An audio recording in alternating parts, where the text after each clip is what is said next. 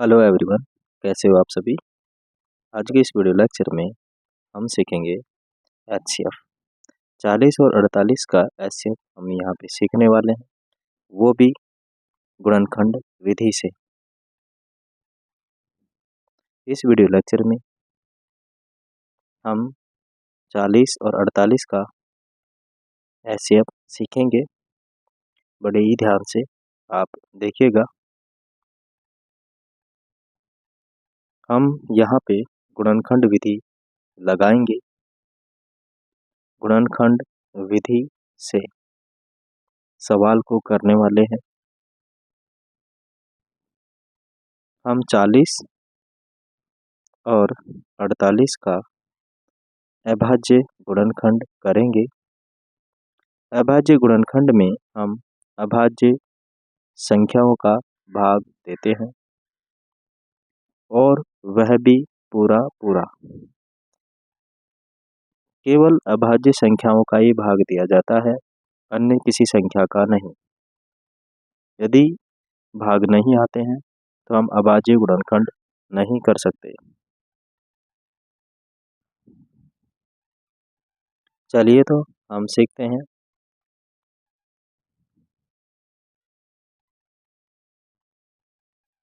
गुणनखंड करना।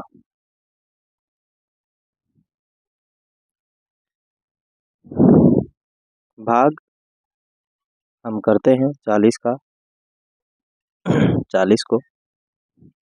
अब ध्यान रहे, हमें ऐसी संख्या से भाग करना है जो कि अभाज्य हो, साथ ही साथ 40 का 40 में पूरा पूरा भाग चला जाए।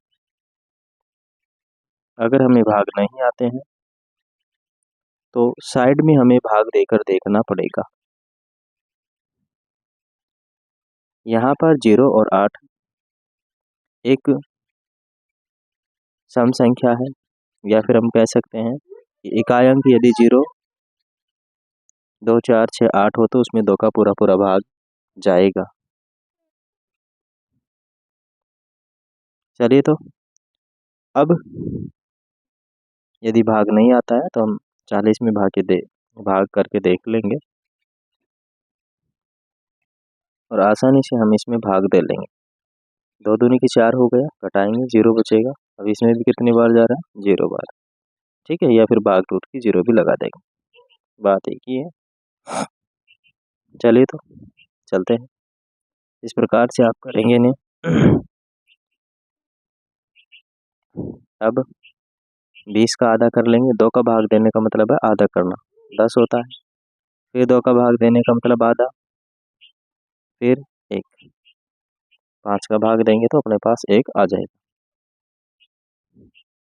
फिर हम 2 का भाग देंगे 48 में भी,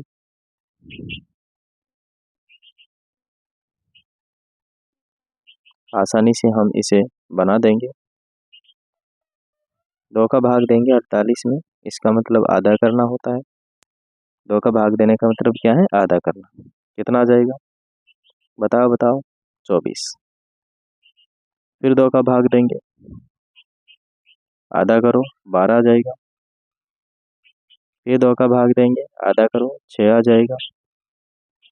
फिर 2 का भाग दीजिए, 3 आ जाएगा। अब 2 का नहीं जाएगा, 3 का देंगे। कितनी बार, 1 बार। तो ये हो चुके हैं अपने अभाज्य गुणनखंड। अब हम इन गुणनखंडों को लिखने वाले हैं, 40 के और 48 के गुणनखंड। चलिए लिखते हैं इनको। इन सबको हम गुणा में लिखेंगे। जैसे 40 का है तो 40 और 48। 40 का क्या क्या है देखिए जरा। ये सारे वाले 40 वाले हैं, ये सारे वाले 48 वाले हैं।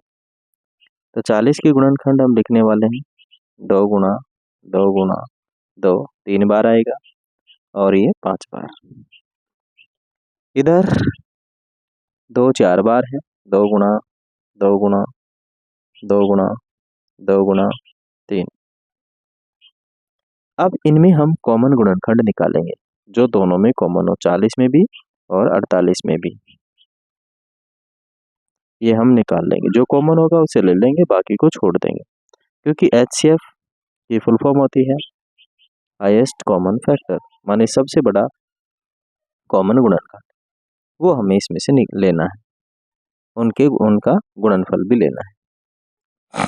तो HCF हमने लिख दिया है। अब HCF लिखते हैं।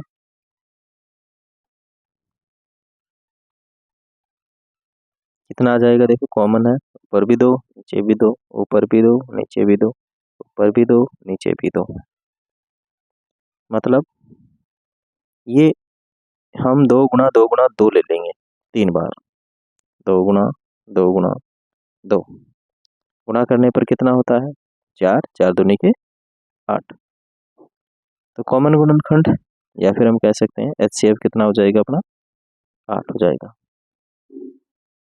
आशा करता हूँ आप सभी यह वीडियो लेक्चर अच्छे से सीखे होंगे। फिर मिलेंगे अगले वाले वीडियो में। वीडियो अच्छा लगे तो वीडियो को लाइक, शेयर एंड सब्सक्राइब जरूर करें। धन्यवाद, थैंक यू।